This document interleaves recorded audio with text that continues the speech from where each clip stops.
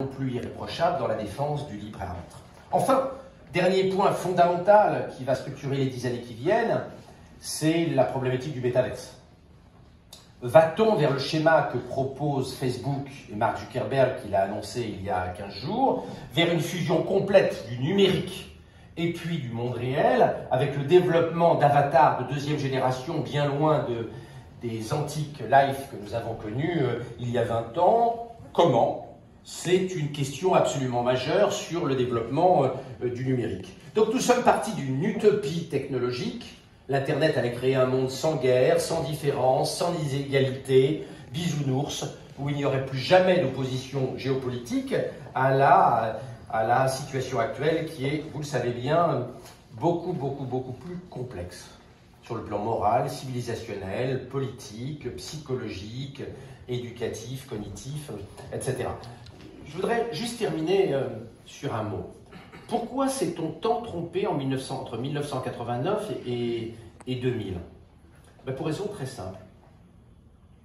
L'Internet a été inventé en Californie et à Genève par des élites du centre-gauche dont le niveau minimum était PhD, où personne n'avait moins de 140 de QI, de gens athées, plutôt gentils, plutôt calmes, consommateurs d'un peu de cannabis et parfois d'un petit peu de LSD, mais vivant dans une utopie social-démocrate, ou démocrate au sens américain du terme, avec une vision profondément positive, anti-guerre du monde.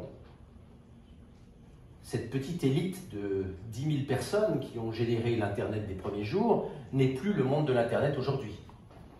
Il y a sur Internet une grande majorité de trolls. Il y a 100 fois plus de gens qui disent que le vaccin est en train de tuer des milliards de gens et d'organiser un génocide avec Bill Gates qui met des puces 5G dans les vaccins anti-Covid pour nous asservir, que de gens qui parlent raisonnablement des avantages et des inconvénients de la technologie ARN messager et des technologies alternatives pour nous immuniser contre le Covid.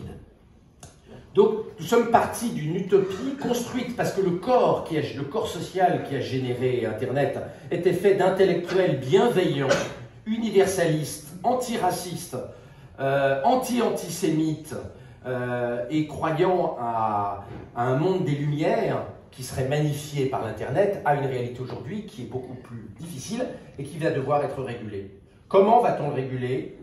Va-t-on casser les monopoles que sont les GAFAM? Je n'y crois pas parce que le Pentagone s'y opposera dans la bataille qui oppose les États-Unis et la Chine. Va-t-on dégrouper, comme on l'a fait pour les télécoms, en obligeant les GAFAM à donner leur jeu de données, leur dataset aux startups par exemple, pour leur permettre de créer leurs propres algorithmes de deep learning sans en conserver le monopole actuel?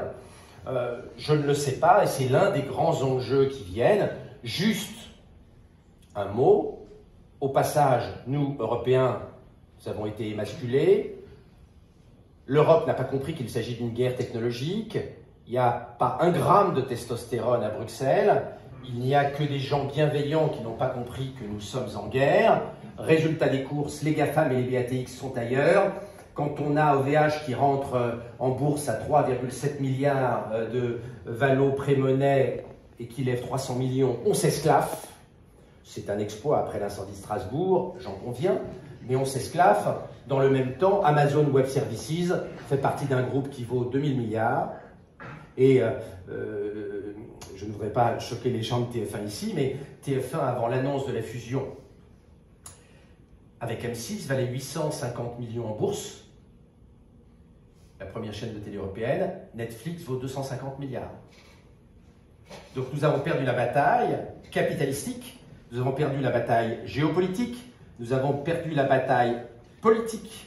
Nous avons certes un RGPD qui est censé nous avantager, mais comme tous les gens qui font du deep learning le savent ici, le RGPD est une magnifique machine à donner le monopole des grands datasets permettant l'éducation des réseaux de neurones aux GAFAM et aux BATX. BATX est en réalité un atout extraordinaire pour nos concurrents. Le RGPD donne un monopole d'intelligence artificielle, au moins pour la prochaine décennie, aux géants californiens et aux géants chinois. Très bien. Merci beaucoup pour cette entrée en matière, Laurent.